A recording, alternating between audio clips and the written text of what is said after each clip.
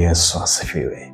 Tunamshukuru Mungu kwa kila jambo ambalo amelitenda kwa maisha yetu, na siku ya leo tena tutajifunza somo linalosema mishale inayolenga kizazi hiki. Arrows that are shot unto this generation. Mishale inayolenga kizazi hiki. Kumbuka ya kwamba shetani hafurahii watu kuendelea kumwamini Mungu. Na sasa hivi kuna movement kubwa ya watu wanaomwamini Mungu. Idadi ya watu wanaomwamini Mungu inaongezeka as the day going. Kadiri ambavyo siku zinaongezeka, ndivyo ambavyo watu wengi wanavutwa kwa Mungu, na ni jambo ambalo linamhuzunisha sana na halimfurahishi adui. Na kwa sababu hiyo kuna vita ambayo inaendelea dhidi ya kizazi hiki ambacho kinakuja kwa Mungu kwa kasi kubwa. Wako watu wadogo kabisa wenye umri mdogo ambao wanatembea na Mungu kwa viwango vya tofauti. Kwa sababu hiyo shetani anapata wivu mkubwa katika kizazi hiki kuona wengi wakimwamini Kristo. Kwa nasoma makala moja inaeleza namna ambavyo hata kwenye michezo hii, mipira ya miguu, namna ambavyo watu wako huru kumtangaza Kristo, kumsema Kristo mbele za watu, kumtangaza Kristo bila hofu, hasa kwa nchi za wenzetu. Na tukirudi katika mazingira ambayo tupo kwa sehemu kubwa, Tanzania na maeneo ya jirani, kuna movement ya uharibifu sana katika kizazi hiki, na iko mishale ambayo lengo lake ni kuua hofu ya Mungu kwenye kizazi hiki. Kwa sababu katika jambo ambalo Mungu huwa analifanya katika kila kizazi, Mungu anatafuta watu wa kutembea nao katika kweli na haki na uaminifu. Kwa sababu hiyo adui hafurahi sana namna ambavyo anaona vijana wadogo wanamwamini Mungu, vijana wadogo wanamtumikia Mungu kwa uaminifu. Kwa sababu hiyo kuna mishale ambayo kuzimu na agents wa shetani wanailenga kwa kizazi hiki. Na natamani tupite kwenye neno la Mungu na tuone kweli hii, na tuone namna gani tunaweza kushinda na kuvuka. Bwana Yesu asifiwe. Bwana Yesu asifiwe. Jambo la kwanza au mshale wa kwanza ambao adui anaulenga kwenye kizazi hiki ni mshale unaoitwa tamaa, lust. Tamaa ni moja ya mshale ambao unalenga kuleta uharibifu mkubwa kwenye kizazi hiki. Na tamaa, kitabu cha Warumi sura ya kwanza, kitabu cha Warumi sura ya kwanza, tupite hapo. Warumi sura ya kwanza na mstari wa 26 hata wa 28, Biblia inasema hivi: hivyo Mungu aliwaacha wafuate tamaa zao za aibu, hata wanawake wakabadili matumizi ya asili kwa matumizi yasiyo ya asili. Sikiliza vizuri, sikiliza vizuri binti, sikiliza vizuri kijana, sikiliza vizuri baba na mama na mtoto. Mungu anasema hivi, aliwaacha. Aliwaacha kwa nini? Kwa sababu tayari ndani yao walishaamua kufuata. Ukisoma mstari wa 24 unasema, kwa ajili ya hayo Mungu aliwaacha wafuate tamaa za mioyo yao. Maana yake walishaamua kutembea katika hali hiyo. Sasa hii nguvu ya maamuzi ambayo inaingia ndani ya watu sio hali ya kawaida ya kuamua kufuata tamaa na uchafu wa kila aina. So inaweza kuonekana ni kitu ambacho kizazi cha sasa hivi kimeamua, ila nyuma yake kuna movement ya adui ambayo analenga kuwapusha hao watu kuzifuata tamaa. Sasa Mungu anasema aliwaacha wafuate tamaa zao za aibu, hata wanawake wakabadili matumizi ya asili kwa matumizi yasiyo ya asili. Anasema wanaume nao vivyo hivyo waliacha matumizi ya mke ya asili. wakawakiana tamaa, wanaume wakiyatenda yasiyopasa, wakapata nafsini mwao malipo ya upotevu yaliyo haki yao. Na kama walivyokataa kuwa na Mungu katika fahamu zao, my God, my God, dhambi yoyote, sosi ya tamaa popote, sosi ya tamaa ya fedha, tamaa ya mwili, tamaa ya chochote iko hapa. Na kama walivyokataa kuwa na Mungu, so kabla mtu hajaingiwa na tamaa, haija take over kumwendesha, hichi ndicho kinachotokea. Kwanza anakataa kuwa na Mungu. Wapi? Katika fahamu zao. My God, my God. A corrupted mind will never be right. Haitakuwa sawa sawa akili ya namna hiyo, akili ambayo tayari ndani yake imepandikizwa taarifa fulani. Now, what is going on kwenye kizazi cha sasa hivi ni kwamba there is a lot of information. Kuna taarifa nyingi ambazo zinaingia kwenye akili za vijana, akili za mabinti, na zinapoingia ndani yao zinatengeneza tamaa. So kabla hajatenda tukio kiuhalisia, kabla hajatenda tukio likaonekana ni tukio, anaanza kwanza kulitengeneza kwenye akili yake. Anasema hivi, Mungu, walivyokataa kuwa na Mungu katika fahamu zao. So kwanza mtu anaanza, kabla ya mtu kuwa mpinga Kristo, kinachoanza ni hiki ndani yake, kwenye fahamu zake, anakataa kuwa na Mungu. Ndio maana ni ngumu sana mtu anayewaka tamaa kuendelea kukaa na Mungu, kwa sababu tamaa inachofanya, inakutoa kwenye presence, inakutoa kwenye uwepo. So hata kama utaomba mbele za watu, utanena na ndimi za moto, ila ndani yako you know the truth, kwamba ukiwa peke yako huwezi kuomba. Bwana Yesu asifiwe. Nazungumza na watumishi wa Mungu, vijana wenzangu ambao Mungu ametuita. You know very well kwamba hauwezi kaomba ukiwa peke yako, but in the crowd, kwenye majukwaa, you can pray ili watu waone you are a prayer machine, wewe ni muombaji. Ila in real sense, tamaa imeshakutenga na Mungu wako. So tamaa ya title, tamaa ya nafasi, tamaa ya kufahamika, tamaa, anything that you desire too much more than God, tayari inakutoa na Mungu. Yani kitu chochote ambacho unakitamani zaidi kuliko Mungu kinakutoa kwenye nafasi ya kukaa na Mungu wako. Anaendelea anasema, Mungu aliwaacha wafuate akili zao zisizofaa. You see? Akili zisizofaa, a corrupted mind. So kuna taarifa ambazo adui atakuuzia kwamba kwa nini usichukue kamilioni 2 ambako sio kwako, ambako sio haki yako, alafu ufanye 1, 2, 3, ununue na suti upendeze. Bwana Yesu asifiwe.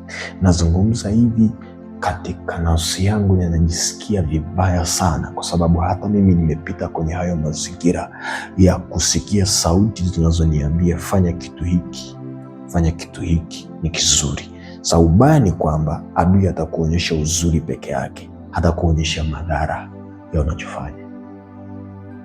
So usipokuwa mjanja, usipokuwa na akili vizuri sawa sawa, una uwezo kuingia kwenye mtego huo wa tamaa.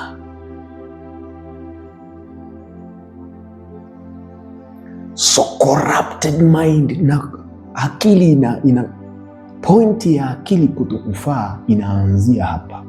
You feed yourself with nonsense.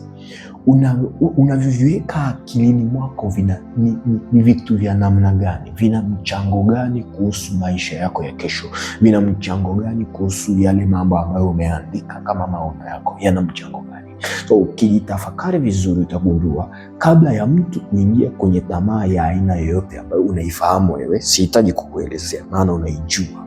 So, kabla mtu hajafika hiyo point na akili zake hazijaanza kuwa akili zisizofaa, what is happening ni kwamba ana feed ndani yake vitu ambavyo vitampeleka kwenye uharibifu. So adui anachokifanya katika siku hizi za mwisho ni kucontrol information zinazoingia kwenye akili za watu, kwenye akili za vijana. So wewe kijana, leo hii una akili gani? Unajua nini kuhusu maisha yako? Unajua nini kuhusu utakatifu? Unajua nini kuhusu fedha? Unajua nini? That is what will save you kwenye dunia hii yenye tamaa, yenye mambo yasiyofaa. Unachokifahamu ndani yako ndicho kitakachokuokoa na ndicho kitakachokuangamiza. So siku hizi za mwisho utaanza kuwatathmini vijana ukawaona ni watu wenye tamaa sana. Ila before that I warn you, kabla hujaanza kumlaumu mtu, angalia kwanza the source ni information. So tumeshajua sasa, kama kizazi hiki tunataka kuvuka, tunataka tumuone Mungu, tunataka tutembee na Mungu, we should control what we hear and what we feed our mind. Tuzuie kile tunachosikia kisituharibu wala kutotia unajisi. Sasa Biblia inazungumza, inasema si kimungiacho mtu kinachomtia unajisi, bali kile kimtokacho. Nikupe tafsiri iliyoandiko kirahisi kabisa unielewe. Biblia inasema si kile kinachomuingia mtu kimtiacho unajisi, bali kinachomtoka. Ila believe me, what comes in is what is going out. Unachoingiza ndio kinatoka. So before useme kwamba hichi ninachoangalia hakiwezi kuniharibu kwa sababu namjua Mungu, ninamwamini Mungu, mind you, chochote kinachoingia product yake ni kile kinachotoka. So what is coming out ambacho kina uwezo kukutia unajisi, kile kinachotoka ni product ya kilichoingia. So ninataka kuzuia kinachotoka kisinitie unajisi. I should control what I'm feeding myself. Praise Jesus. Hallelujah. Hallelujah.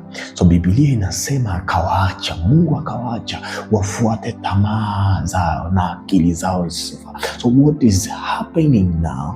Tunaweza kulaumu sana, ila hear me my generation. Oh Jesus. Mungu anasema hivi, aliwaacha. So do you know the impact ya Mungu kuacha kizazi ni nini? Sasa ubaya ni kwamba wewe unaweza kuachwa, ila haina maana kila mtu ameachwa. Huo ndio ubaya. Sababu Mungu ana function na wale wampendao. Warumi 8, Mungu hufanya kazi pamoja na wale wampendao katika kuwapatia mema, yaani walioitwa kwa kusudi lake. So ukiwa unatenda dhambi, usigeneralize ukaisi kila mtu anatenda dhambi. They are pure men. Kuna watu watakatifu wanaotembea na Mungu kweli kweli, ambao hawataki kucompromise maisha yao. So usijitie moyo ukaisi kila kijana ameharibika kama wewe. Yes, I'm talking to you. Ndio nazungumza na wewe. Don't think everyone is like you. So usijitie moyo hapo uliko. There is more. Kuna zaidi hapo uliko. Kuna zaidi ya hizo akili ulizo nazo. There is more for you. Bwana Yesu asifiwe. So katika maisha haya, uharibifu namba 1 wa kizazi hiki uko kwenye tamaa. So tamaa ya hela, tamaa ya mwili, tamaa ya chochote ambacho unakijua. Bwana Yesu asifiwe. Bwana Yesu asifiwe. Bwana Yesu asifiwe. Haleluya. Na nimezungumza kwa habari ya uharibifu ambao unakuwa ni matokeo ya fahamu za mtu. Sasa tamaa inachofanya kwenye maisha ya mtu ni hiki. Kitabu cha Petro, Yakobo sura ya kwanza. Jesus. Yakobo sura ya kwanza na mstari wa 15 unasema, alafu ile tamaa ikiisha kuchukua mimba huzaa dhambi, na ile dhambi ikiisha kukomaa huzaa mauti. Ngoja nikusaidie. Tamaa inachokifanya ni hiki.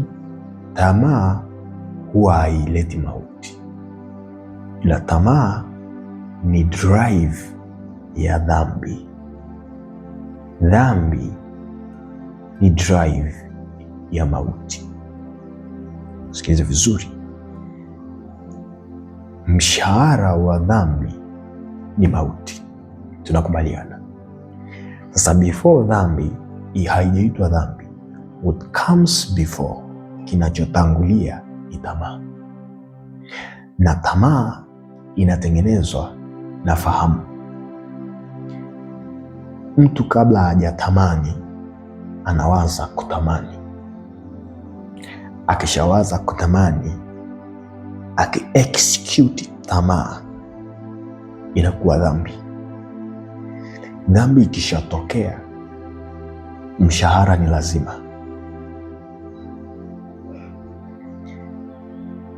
Linapokujia wazo kwamba kuna fursa ya kuiba kitu mahali, na usijulikane na usishikwe na usifanye chochote, what comes after umeshawaza ni kutekeleza.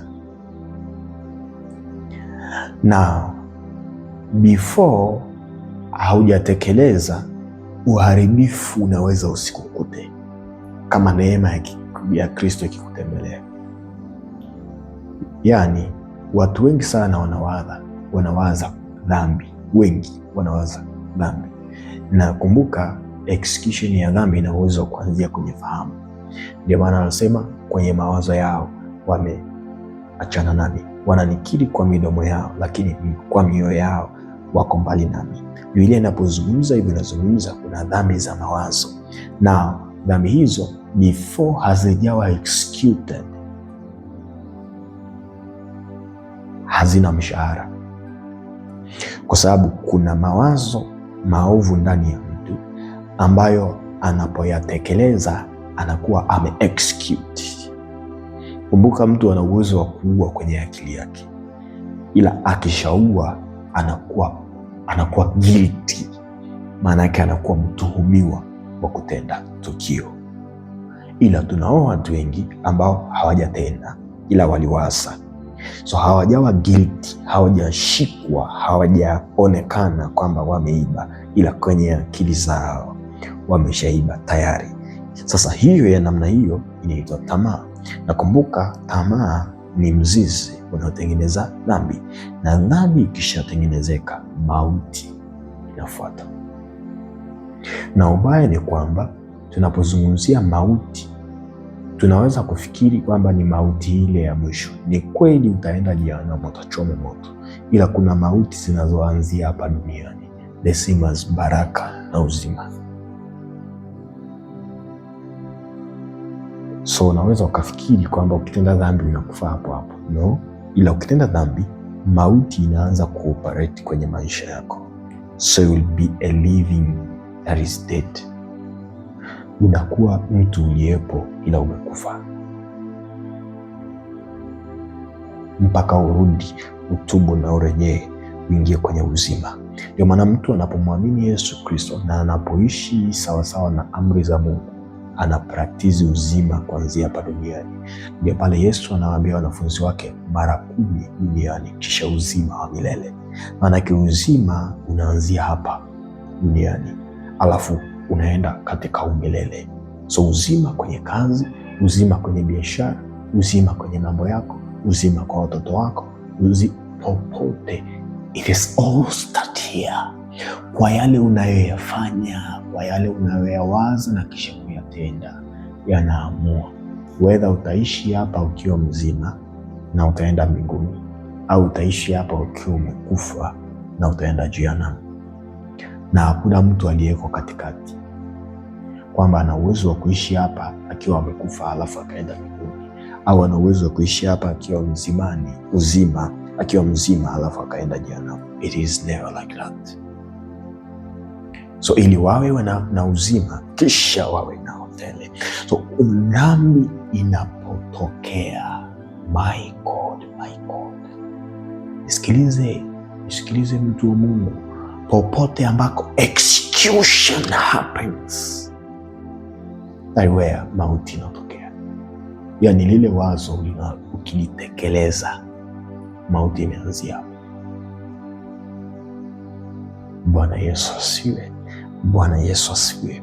So tamaa ndio mzizi mkubwa unaoharibu kizazi hiki. Tamaa ya mambo makubwa wakati bado uko padogo. Mshahara wako ni 200,000, unatamani kuwa na maisha mazuri kama mtu mwenye mshahara wa 2,000,000. God is telling you, maisha hayo unayoyataka bado hujayafikia. Slow down my sister, slow down my brother. Punguza hizo spidi ulizo nazo za kutaka kuwa na vingi kwa wakati mdogo. Bado haujafika huo wakati wa kumiliki hivyo unavyotaka. It will reach a time ambapo Mungu atasupply everything that you need. Hutahitaji kuchukua fedha za mtu ndipo ujenge maisha yako. Hautahitaji kutokuwa mwaminifu ndio ujenge maisha yako. You will see the goodness of the Lord.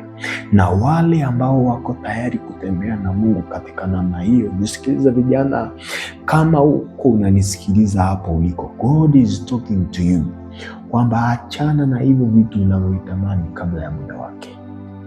Na nisikilize, mabinti wengi wanaharibika. Why? Because they want what they are not qualified to have. Vijana wengi wanaharibika because they want what they are not qualified to have. Hawajastahili, hawaja qualify kupata wanayotaka. So they need to force having it. Bwana Yesu asifiwe. Sizungumzi kwamba ni vibaya kuwa na vingi katika umri mdogo. Of course, it is very sweet and good kuwa na vingi katika umri mdogo, kuwa na kazi nzuri katika umri mdogo, kuwa na biashara nzuri katika umri. It is very right unto the Lord, lakini viwe katika uaminifu. So Biblia inasema kwenye kitabu cha Mithali, oh my God, katika mapato yako yote jipatie ufahamu. Alafu kuna mahali pengine anasema heri mali kidogo pamoja na uaminifu kuliko nyingi pamoja na udhalimu. So you can have anything that you want, ila product ya hivyo ulivyo navyo ni kitu gani? Tamaa. Punguza tamaa kijana, punguza tamaa. Kila saa mwili unakuwaka moto. Ukikaa hivi huwezi kufikiri kitu kingine zaidi ya ngono na vitu vya ajabu kama hivyo. You can think of nothing. Wakati vijana wenzako they are building their life, wanatengeneza maisha yako, wewe uko umejifunika na shuka, unawaza nani wa kulala naye. Yes, I'm talking to you. Nazungumza na wewe ambaye you can do anything that is reasonable, ambacho kinaonekana. Huwezi kufanya kitu chochote chenye manufaa kwako na kwa watu wanaokuzunguka. Why? Because kila muda unawaza tamaa. Nitoke hapo. Jambo la pili au mshale wa pili ni uharibifu kupitia watu wa karibu. Katika zama hizi, katika kizazi hiki, mshale wa pili, tukiacha tamaa, ni uharibifu unaotokana na watu wa karibu, au kwa lugha nyingine tunaweza kusema ni uharibifu unaosababishwa na marafiki. Na Biblia yako itakuambia kwenye kitabu cha Amos sura ya 3 na mstari wa 3 ya kwamba, je, watu wawili waweza kutembea pamoja isipokuwa wamepatana? So kutoka kuwa mmoja, yani kutoka maisha ya mtu mmoja kwenda kwenye kuwa maisha ya mtu zaidi ya mmoja inahitaji covenant fulani, yaani kutoka kuwa peke yako na kuwa na rafiki, it needs kama alignment fulani, kama kuungana fulani, kama patano liwepo. Na Biblia inasema haiwezekani kutembea pamoja, haiwezekani bila patano. Now the problem is, huyo unayepatana naye ni nani na anakusaidia nini? Sasa katika kizazi hiki, moja ya jambo ambalo unatakiwa kuwa makini ni nani ni rafiki yako, kwa sababu what is happening ni kwamba wewe unaweza usiwe mbaya, unaweza usiwe na shida, ila wale walio karibu na wewe wana maisha gani? Wanazungumza nini? What is their history? Wametokea wapi? Wamekuaje? Ufahamu wao ni upi? Kwa sababu likely wewe ni matokeo ya angalau watu 5 hadi 6 wanaokuzunguka. Kwa sababu hiyo, what is around you ina uwezo wa kukuamulia wewe ufikiri namna gani, na kama kuna namna utafikiri kulingana na watu wanaokuzunguka, possibly matokeo yako yatafanana na hao. Ndio maana, my God, I rebuke this spirit in this generation. Ni spiriti ambayo inaingia ndani ya mtu mmoja na kuharibu wengine.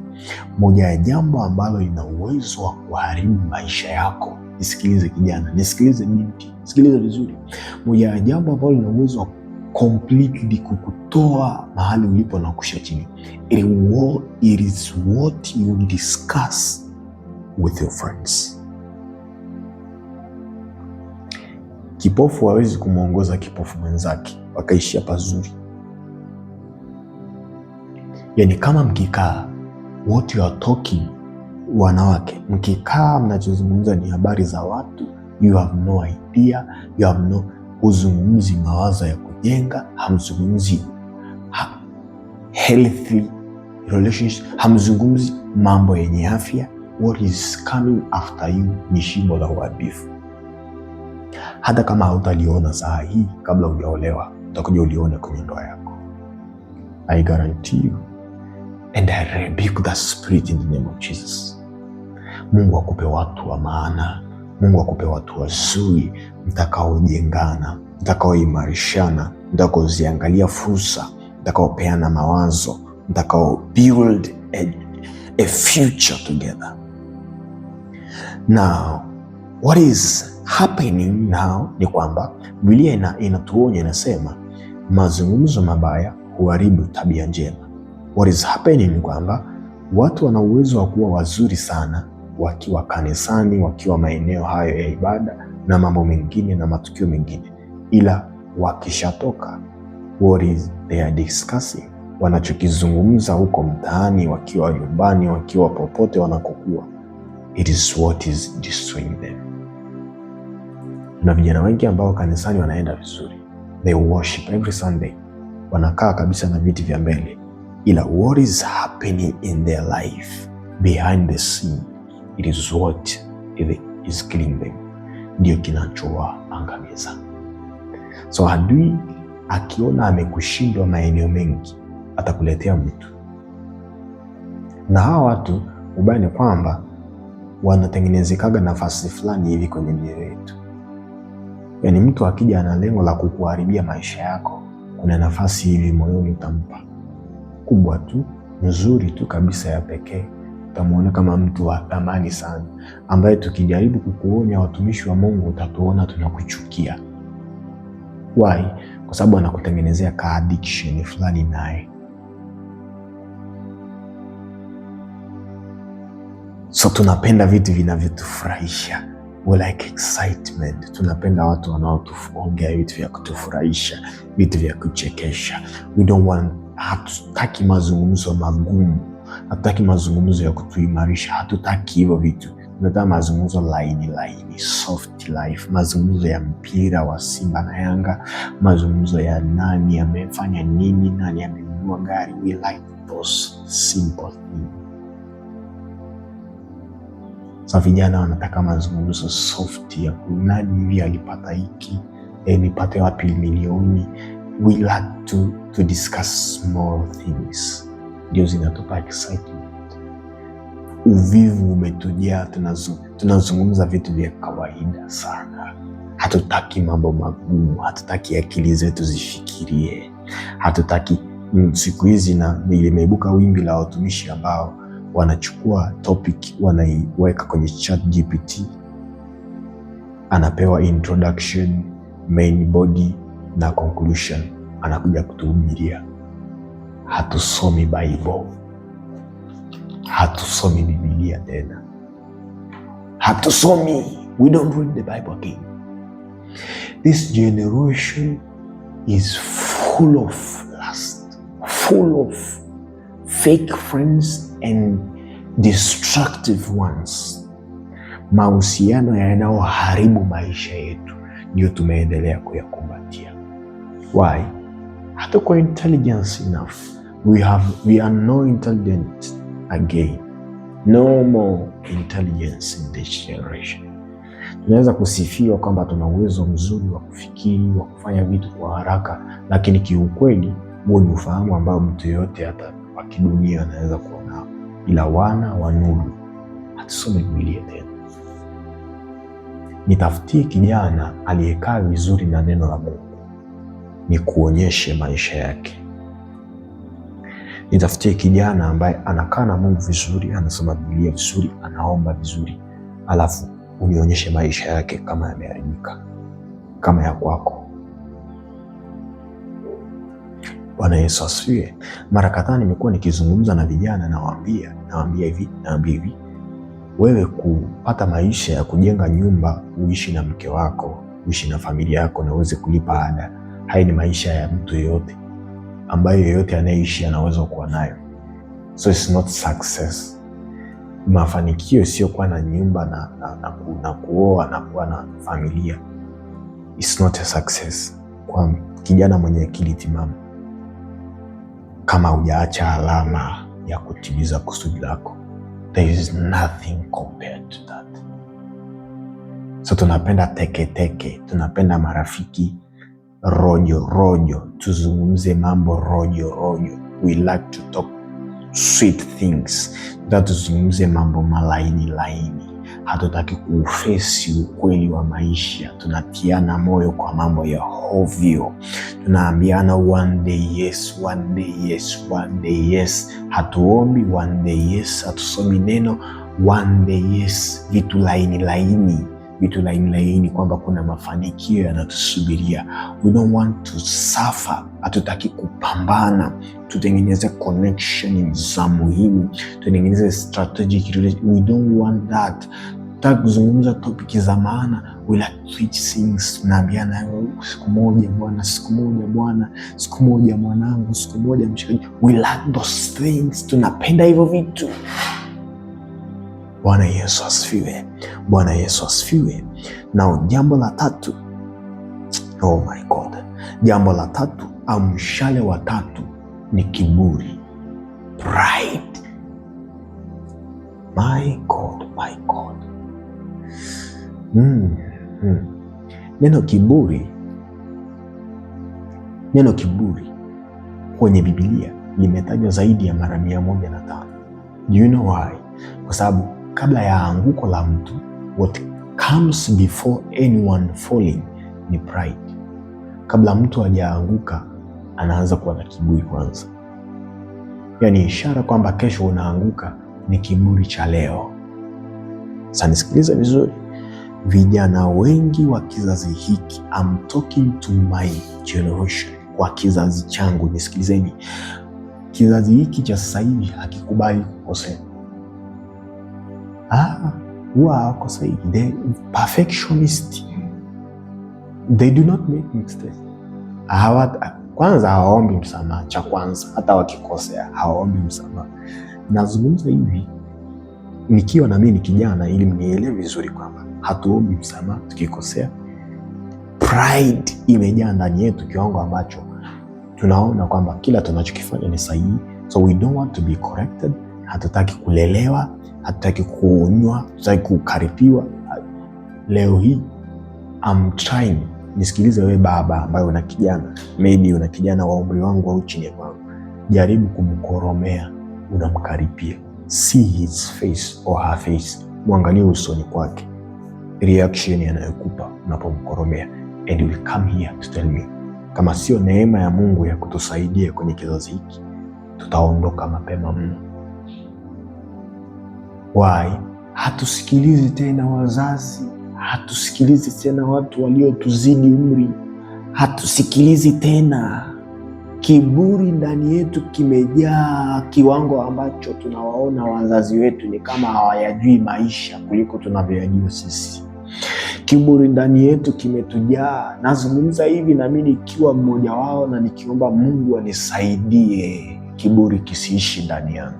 Imefika hatua tuna uwezo wa kusimama na kumlecture mzee. Kijana, unajaribu kumcorrect babu yako kwamba amekosea yeye, wewe uko sahihi. Mzee ambaye amekuzidi miaka zaidi ya 50 hadi 40 hadi 20 au 30, aliyekuzidi umri, hata kama ajui amekuzidi. Yani kitendo cha kukuzidi tu umri tayari kinamfanya yeye ajue kuliko wewe. Naomba nirudie hii sentence unisikie. Yeyote aliyekuzidi umri, hata kama ajui unachokijua, kitendo tu cha kukuzidi umri tayari amekuzidi na akili. Nisikilize vizuri. Mungu aliweka mababa na wana. Wana wanapowageukia baba zao, Mungu anaachilia laana. Wana wanapowaheshimu baba zao, Mungu anaachilia baraka. Kwa nini? Waheshimu baba yako na mama yako ili siku zako zipate kuwa nyingi. Kinyume cha hiyo sentensi ni hii: wadharau baba na mama yako, wadharau wazazi wako, upate kuwa na siku chache katika nchi ambayo haujapewa na Mungu, kwa sababu kama Mungu angekupa usingedharau. Bwana Yesu asifiwe. So kiburi kimejaa ndani ya vijana. Hawataki tena kuelekezeka, hawataki tena kusikiliza sauti za wazazi wao, hawataki tena kusikiliza maonyo wanayopewa, hawataki tena kufundishika. Wanajua kila kitu, wanajua kila kitu. Wao ni professional katika kila eneo, katika eneo lolote wao wanajua chochote. So Mungu atusaidie sana. Kiburi. My God. Twende kwenye Mithali sura ya 8 mstari wa 13. Usiseme nazungumza maneno yangu peke yangu. Utaona kama nakuzungumzisha maneno yangu. Haya, Biblia inasema hivi. Mithali 8:13 inasema, kumcha Bwana ni kuchukia uovu. Tumezungumza tamaa kule mwanzoni. Ninakuhusu hapa. Kumcha Bwana ni kuchukia uovu.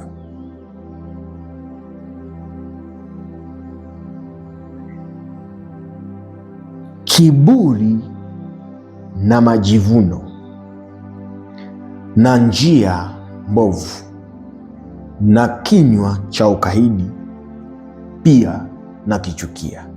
Mungu anasema hivi: kiburi na majivuno. Sikiliza vizuri. Mungu anachukia. So chochote anachochukia Mungu and you are doing it, you are going against God. Chochote ambacho anakichukia Mungu na unakifanya, maana yake umepingana na Mungu. Sasa na matokeo ya kupingana na Mungu, unajua matokeo ya kwenda against na Mungu. Hautakuwa salama, familia yako haitakuwa salama popote ambako umekinzana na Mungu. So Mungu anachukia kiburi. Vijana wenzangu, Mungu anachukia kiburi. He hates it. Anakichukia anakichukia. So tunaweza kuwa waimbaji wazuri, watumishi wazuri wa Mungu tunaojua kuhubiri, tunaweza kuwa watu wazuri kabisa, ila kama shina la kiburi limechipua ndani yetu, hatuendi mahali. Tutakuwa kama makapi yatakayopeperushwa na upepo. There be no power. Hakutakuwa na nguvu. Kizazi chochote chenye nguvu kiliheshimu kizazi kilichopita. Kizazi chochote kilichosimama imara kiliheshimu wale waliopita. Bwana Yesu asifiwe. Bwana Yesu asifiwe. Bwana Yesu asifiwe. Jambo la 4 au mshale wa 4 unaolengwa kwenye kizazi hiki cha sasa hivi, hiki kizazi. Jambo la 4, uvivu. Unaweza kuweka mkato, kutokuzalisha chochote. Uvivu, mkato, kutokuzalisha chochote. Laziness.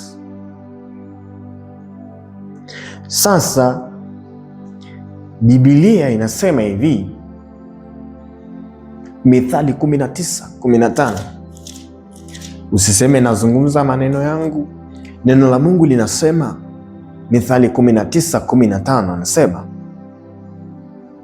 uvivu humtia mtu katika usingizi mzito, na nafsi yake mvivu itaona njaa.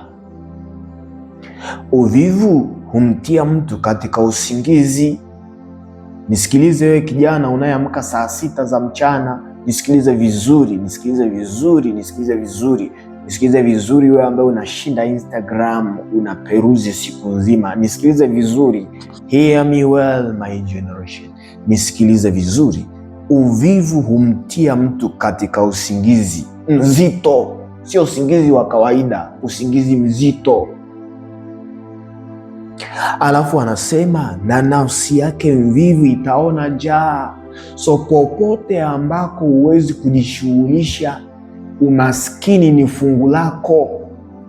Hata kama unaomba hadi milima inahama, ila kama haujishughulishi, hakuna kitu unachofanya, hakuna kitu unachokipambania kwa bidii. Biblia inasema mkono wa mwenye bidii ndio utakaotawala. Mahali pengine anasema, je, wamuona mtu huyo mwenye bidii atasimama mbele ya watu wakuu, watu wenye cheo. So uvivu umetake over kwenye kizazi cha sasa hivi. Hakipendi kujishughulisha, hakipendi kuumiza kichwa, hakipendi kufanya kazi.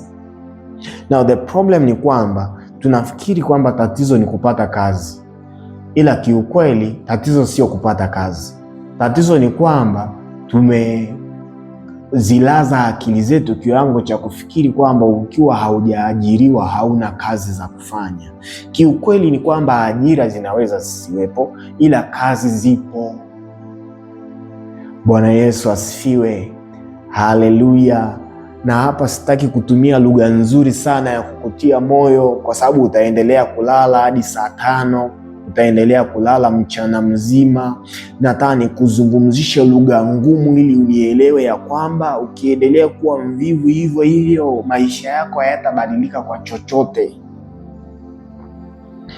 So kama hakuna bidii ndani yako, bidii ni nini? Bidii sio kufanya vitu vingi, sio kufanya kazi nyingi, sio kufanya biashara, kufanya na hiki na hiki. No, bidii ni kufanya jambo moja mpaka likupe matokeo.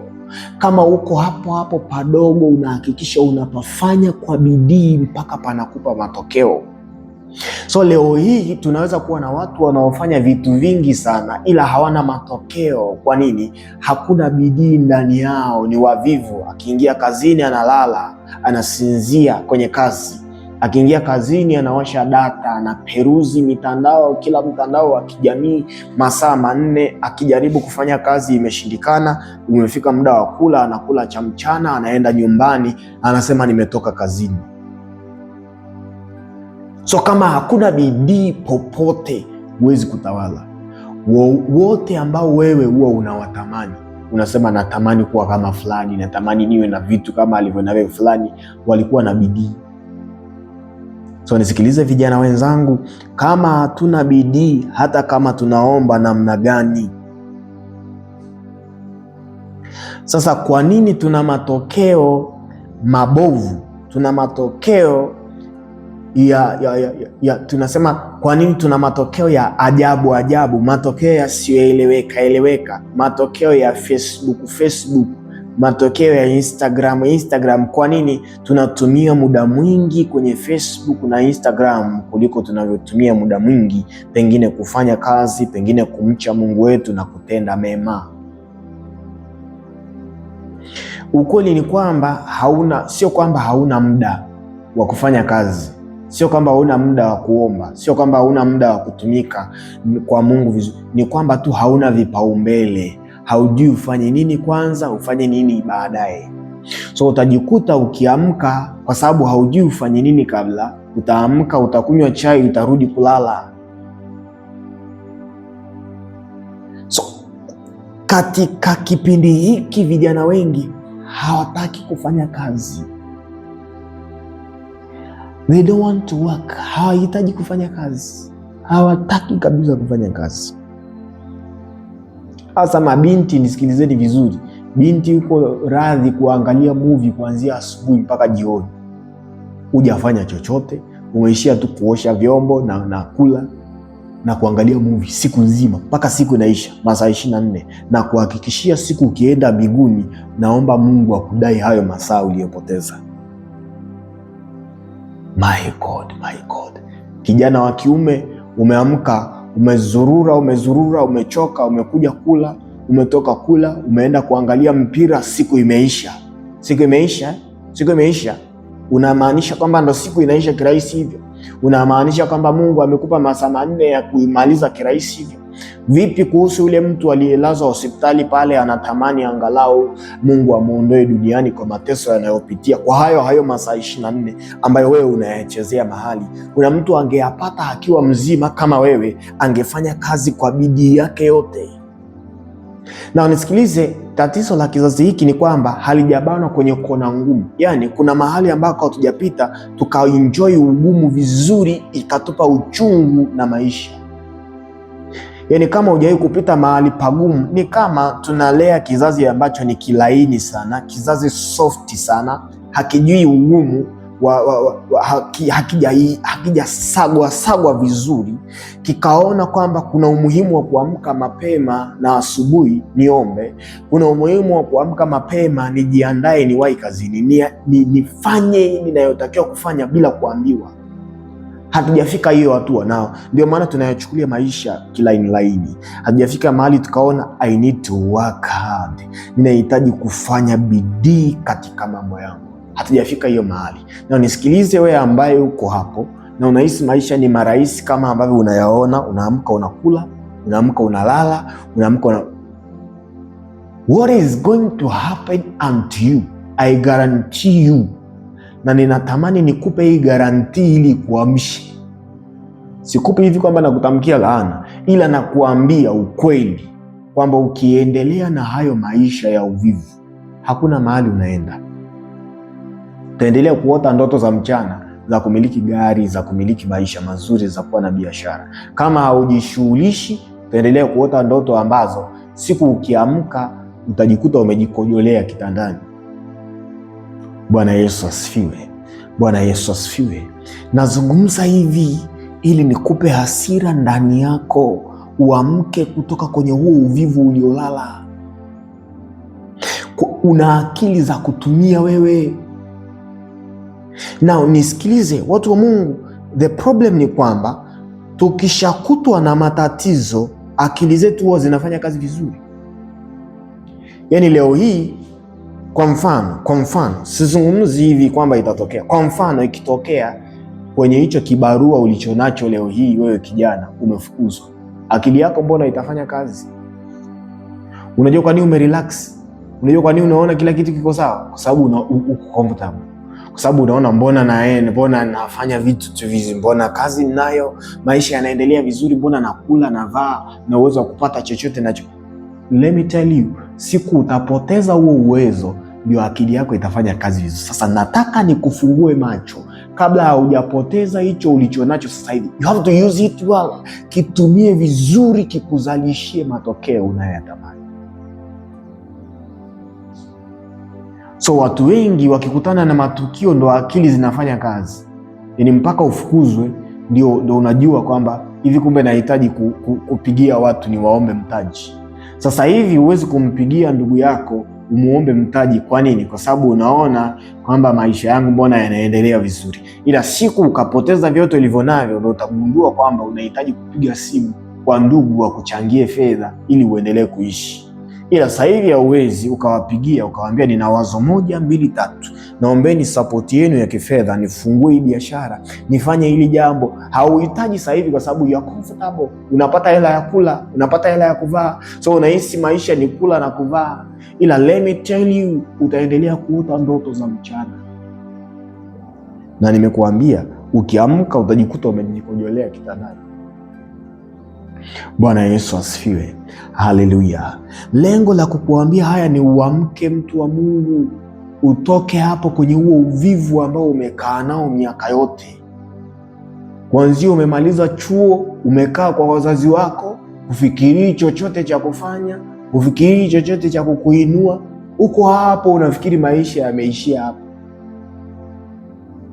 Na mko mnatiana moyo mkikutana huko kijiweni kwamba one day yes, one day yes, one day no, one day no.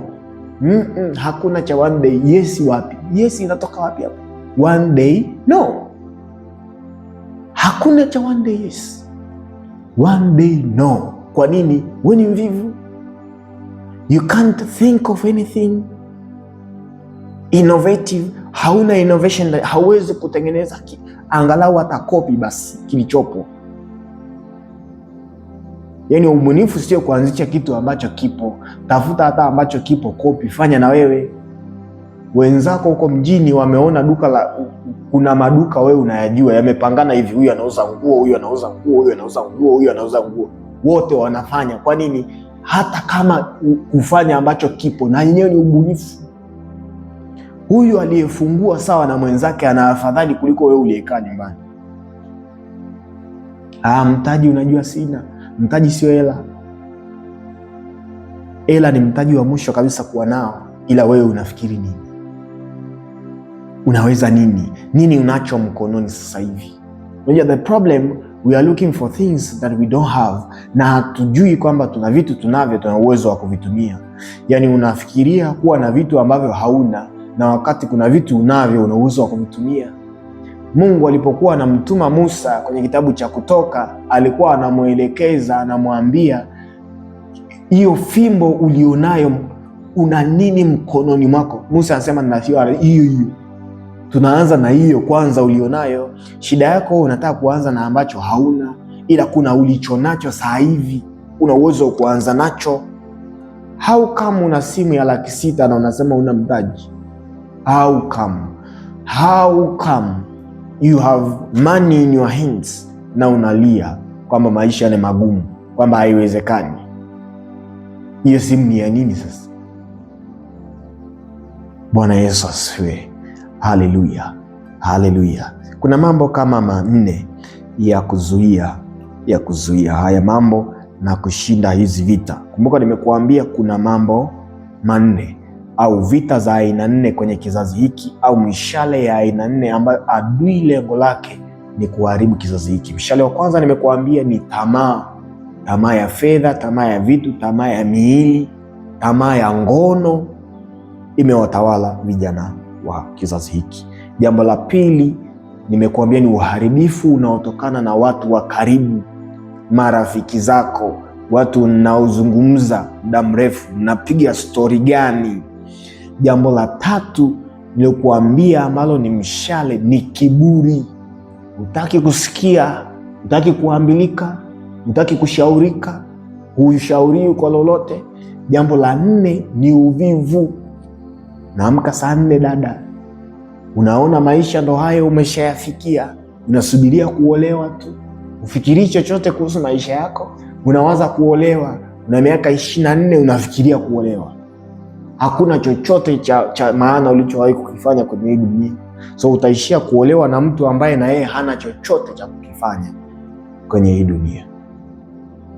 Mungu akusaidie sana. Na kuna mambo ya kufanya ili kushinda au kuzima mishale ya namna hii inayokuja kwenye maisha yetu. Jambo la kwanza la kufanya ni kupinga tamaa. Wagalatia sura ya 5 na mstari wa 16. Jambo la kwanza unaloweza kufanya kama kijana ni kupinga tamaa. Kupinga tamaa. Wagalatia 5:16, basi nasema enendeni kwa Roho, wala hamtazitimiza kamwe tamaa za mwili. Mungu anazungumza, anasema enenda kwa Roho na tamaa za mwili zitakukimbia. Na kwenye kuzipinga tamaa kwa kuenenda kwa Roho kuna mambo ya kufanya. Hakikisha una ratiba za kusoma neno la Mungu, una ratiba za kuomba, una ratiba za kufanya kufanya kazi, una ratiba ya kureview malengo na maono yako ambayo unayo kwenye maisha yako. Lakini Zaburi ya 119 mstari wa 11 unasema, moyoni mwangu nimeliweka neno lako, nisije nikakutenda dhambi. Manake neno la Mungu likiwa ndani yako hauwezi kutenda kwa tamaa. Jambo la pili, hakikisha umemjua Mungu kibinafsi. Uharibifu unaosababishwa na marafiki au watu wa karibu unasababishwa na sisi kumjua Mungu wa jumla. Tunamjua Mungu yule wa kanisa tunalosali, tunamjua Mungu wa KKT, Mungu wa EIC, ila hatumjui Mungu sisi binafsi. Na hapa kwenye kumjua Mungu binafsi ndio mambo hayo niliyokutajia hapo juu, ya kuwa na ratiba za kuomba, ratiba za kusoma neno, ratiba za kufanya ya kimungu, ratiba za kutenda jema, angalau hata kwa mwaka mara moja. Kuwa kuna mtu mmoja ambaye anamshukuru Mungu kwa ajili yako. Kuwe na mtu mmoja ambaye anasema abarikiwe Emmanuel, abarikiwe Kileo amenisaidia, abarikiwe Kileo aliniinua. Kuwe na mtu mmoja ambaye anasema hakika Mungu asimpungukie huyo mtu. Kwa hiyo hakikisha unamfahamu Mungu kibinafsi. Mungu wa jumla anaweza kutenda kwa jumla, ana uwezo wa kubariki kijumla, ila Mungu unayemfahamu wewe binafsi atakutendea wewe binafsi. Jambo la tatu, practice unyenyekevu. Nimezungumza mshale unaolenga maisha ya kizazi hiki ni kiburi. Jambo la tatu ni kiburi. Kwa hiyo hakikisha una practice unyenyekevu. Unyenyekevu sio swala la kuomba kwamba Mungu akupe unyenyekevu tu, unaufanyia kazi kwa vitendo, kwa sababu usipoufanyia kazi utaishia kutamani tu kuwa mnyenyekevu. Kwa Mithali 11 mstari wa 2 unasema, kijapo kiburi ndipo ijapo aibu, bali hekima hukaa na wenyenyekevu. Hekima ni nini? Hekima ni kufanyia kazi unachokijua. So kama unajua kiburi ni kibaya, usipofanyia kazi, maana yake utakuwa umekosa hekima. Na kwa sababu hekima hukaa na wanyenyekevu, ukikosa hekima utakosa na unyenyekevu. Na lazima utambue kwamba hauwezi kujua kila kitu, hauwezi kufanya kila kitu, hauwezi kuwa sahihi kwenye kila jambo. Lazima ufahamu kwamba kuna mambo hautayajua, ukubali kufundishika. Kuna mambo hauyaelewi, unahitaji kuelekezwa. Kuna mambo hauyawezi, unahitaji kusaidiwa. Jambo la 4, ili kuushinda uvivu, kuushinda mshale wa uvivu na kutokuzalisha chochote, tenga muda kila siku wa kufanya jambo la maana au jambo la kuzalisha au jambo lenye manufaa.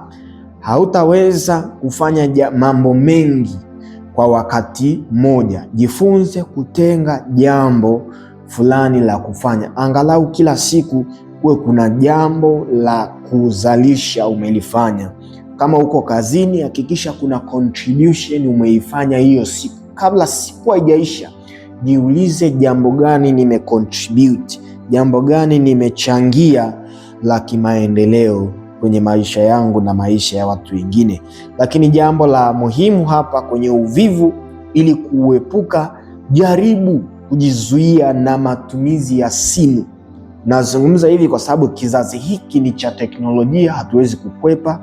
Lazima ujaribu kujizuia na matumizi ya simu. Angalau chukua break ya pengine usiperuzi hata kwa wiki 2, upate muda wa kutafakari maisha yako, wa kuona direction ya maisha yako, kwa sababu kelele hizo za mitandao na unaona watu waliofanikiwa, waliopiga hatua, tamaa na kuingia. Pata muda wa kutafakari maisha yako. Angalia kipato chako, jambo gani unaweza kufanya, biashara gani una uwezo wa kuanzisha kulingana na kipato chako, ili usiishie kutamani vya wengine, ila uwe na uhalisia, uishi kwenye uhalisia wa maisha yako. Mungu akubariki sana, na ni maombi yangu ya kwamba Mungu akakusaidie katika kizazi hiki. Wazazi, tuna nafasi yetu ya kufanya, tuna nafasi yetu ya kusaidia kizazi hiki, lakini na sisi vijana na mabinti na watoto ambao tunakuwa, tuna nafasi yetu ya kufanya ili maisha yetu yawe bora. Mungu